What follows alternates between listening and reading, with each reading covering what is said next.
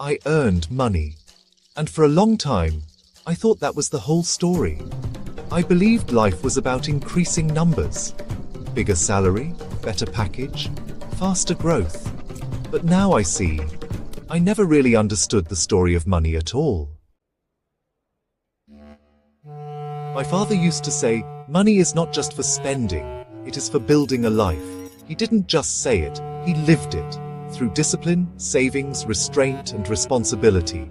I heard his words, but I never truly listened. Today, I am learning their value through pain. I see now that money has a journey. It begins as protection against insecurity. Then it becomes a tool for order. After that, it turns into a symbol of identity. Later, it has the power to create freedom.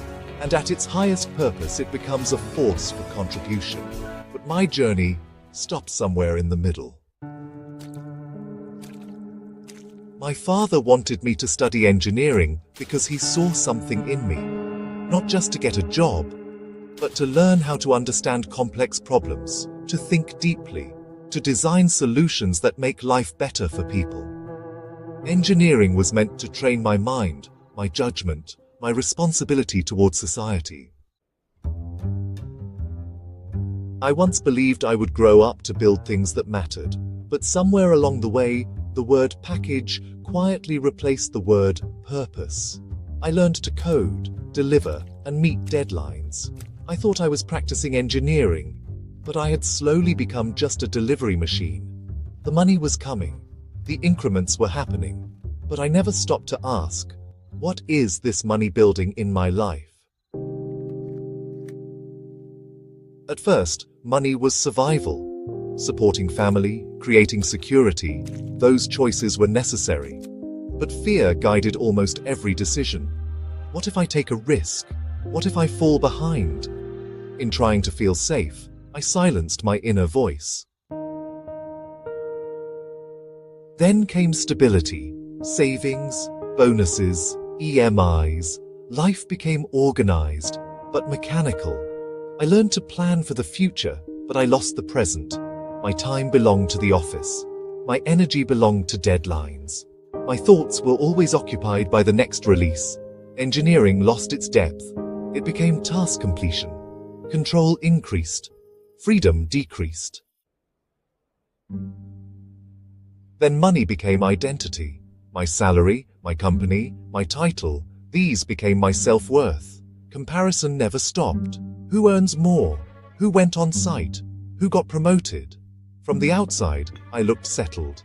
Inside, I felt empty. I had tied my value to numbers. In this race, I lost 3 things: time, health, and self-awareness. Late nights and stress took their toll on my body.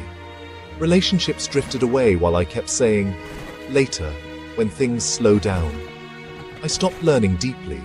I stopped asking big questions. I earned money, but I never paid attention to what that money was doing to my life. Now I understand my pain is not from lack of money, but from lack of awareness about money. I treated money only as something to earn, not something to use wisely. It could have given me time, protected my health, helped me grow. Instead, I used it only to chase more of itself. Life is not just about being free from problems. It is about being free for a purpose. If money cannot give me time to think, care for my health, and stay close to people I love, then it hasn't made me rich. It has made me tired. I earned, but I did not invest. Not in my growth, not in my relationships, not in becoming the engineer my father believed I could be. Today, my journey begins again. Money is no longer just a salary figure to me. It's creative energy. I want to use it to buy back my time, restore my focus, return to meaningful learning, and use engineering the way it was meant to be used, to solve real problems, to serve people, to build something that matters.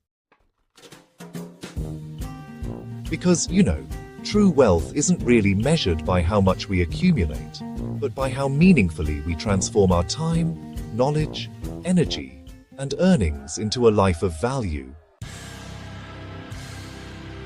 These days, I often stand under the open sky and think of my father. I can almost hear him asking, "Do you remember what I told you?" He warned me. He guided me. But honestly, I was just too intoxicated with success to listen. Now the exhaustion, the emptiness, and the weight of my choices have taught me what his simple words really meant. They carried love, foresight, and truth. Truths I understood too late.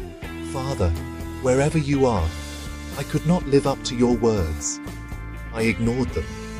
Please forgive me. Give me the strength to carry this regret, and the courage to live the rest of my life differently.